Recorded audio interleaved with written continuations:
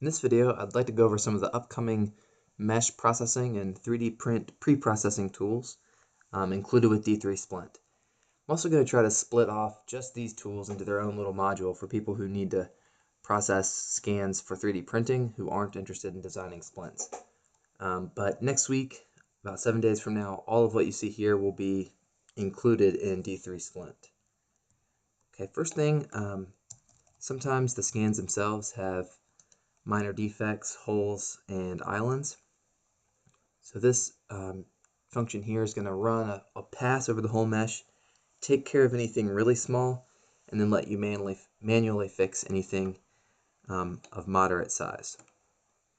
So islands are in red, you click them to delete them, and larger holes are outlined in green, and you just click the midpoint. As we test this, I may make some of this more automatic, but for round one, I'm going to kind of make the user do it. That way, if there are errors, I can see exactly which parts caused the error. Okay, the next thing is kind of slicing and trimming extraneous data from the edges. I like to do an open plane cut before you add your base so that you can trim pieces off the model.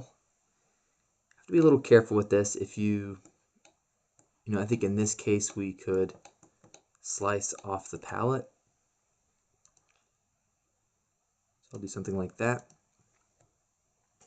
But if you were wanting to slice off the palette and not get the edges, let's see if I can show this here. Okay, so if I'm going to cut this, this plane would extend all the way across here.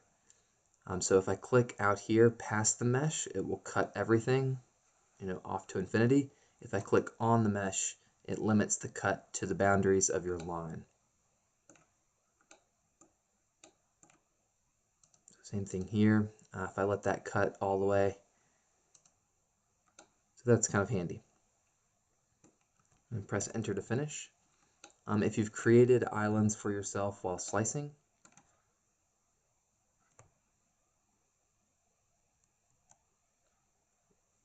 we can delete small parts.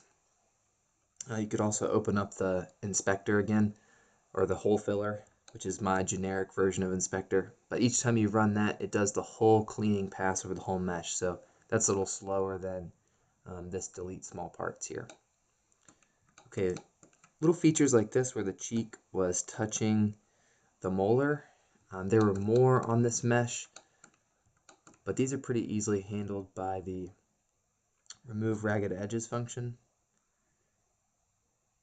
So the ragged edge will leave you a microscopically, not microscopic, but kind of a ragged edge on the small scale, but that'll usually get smoothed out in the next step.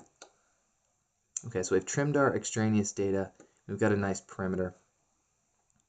Now we can make a simple base.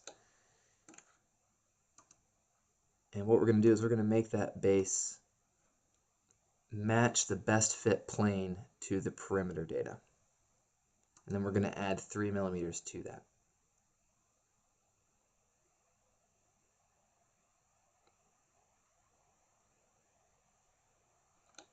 Okay, so that is a nice solid model. You could print this as is if you wanted to, but I'm going to keep going and do a few more things.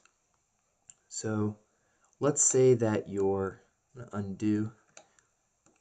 let's say that your trim plane didn't match the plane that you wanted your base, so I'm going to exaggerate this and pretend that we had mounted it here. If we do this simple base and instead align the base to the world z-axis, that's this blue line here,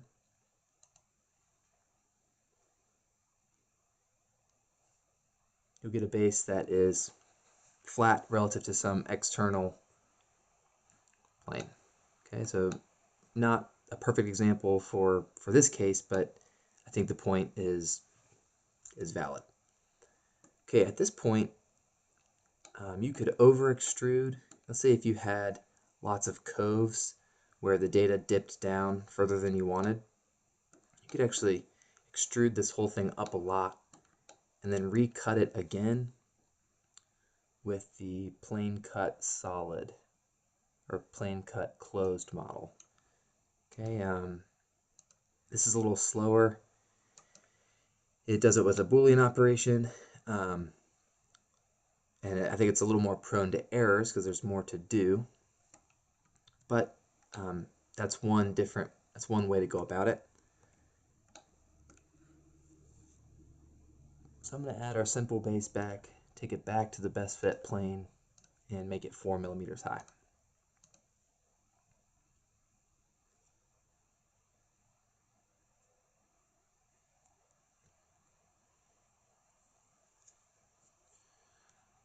All right.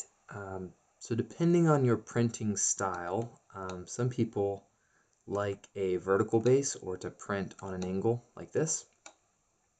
So I have a utility that allows us to click the base plane, the posterior pads, somewhere on the anterior. Then what you can do is you can move this plane around, and you can move it up and down. And accidentally hit enter there, so it's going to go ahead and process for us, even though it's not going to generate the base because I moved the plane below the model. So we will undo and try that again. As you can see, I've got a little cleanup here in this menu to do. All right, so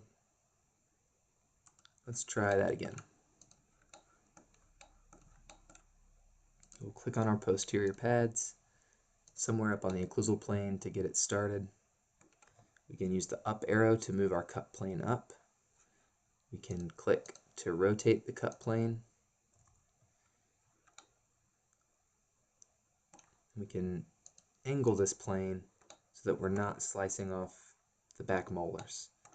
This scan really didn't quite capture enough of the posterior most molar if we were interested in using those. So you'll see that the raft that we generate when we hit B is going to intersect this model. And this last molar.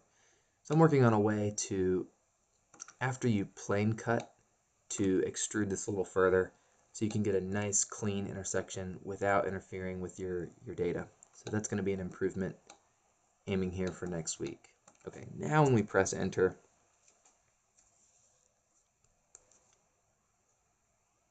we'll get this all merged together as it does the Boolean processing.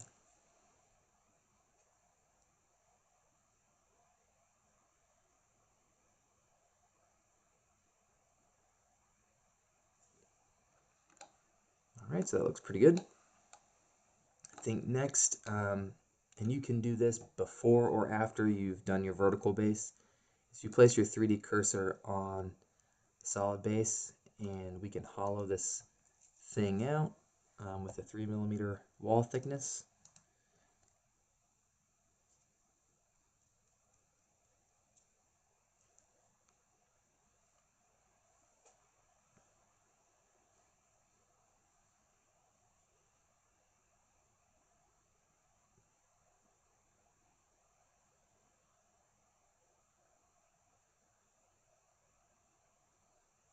Okay, and now you are ready for 3D printing. One more thing, if your 3D printing software doesn't add a label, you can come down here and stencil some text onto it. So you type your message there and click here, and what it'll do is it's got a minimum size, and it will scale the size to the line that you've drawn. And then you want to be careful that you're looking at this relatively perpendicular, because it will wrap the text. And actually, better for me to just show it here. Hit enter. So it will wrap the text along the curve of the object, but it doesn't yet handle the tilt. So you want to make sure that you're looking at it, from this way, not from this way. Okay, once you've got your label there, then you can emboss because you can make multiple labels with that tool. So then we'll emboss that into the model or onto the model, and you can have it positive or negative. And I like to let it remesh the text. It takes a little longer, but it makes for a better 3D printable model. So if we look closely here, we can see that the text kind of has a high res mesh. Okay, and if you need any more functionality than that, this tool is not for you. I'm definitely looking for ways to make this more automated and decrease the steps, but I don't foresee making it much more complex. This is really a lot of the tools. This covers most of the bases. So hopefully you like it, and hopefully you find it useful, and you can come join the fun.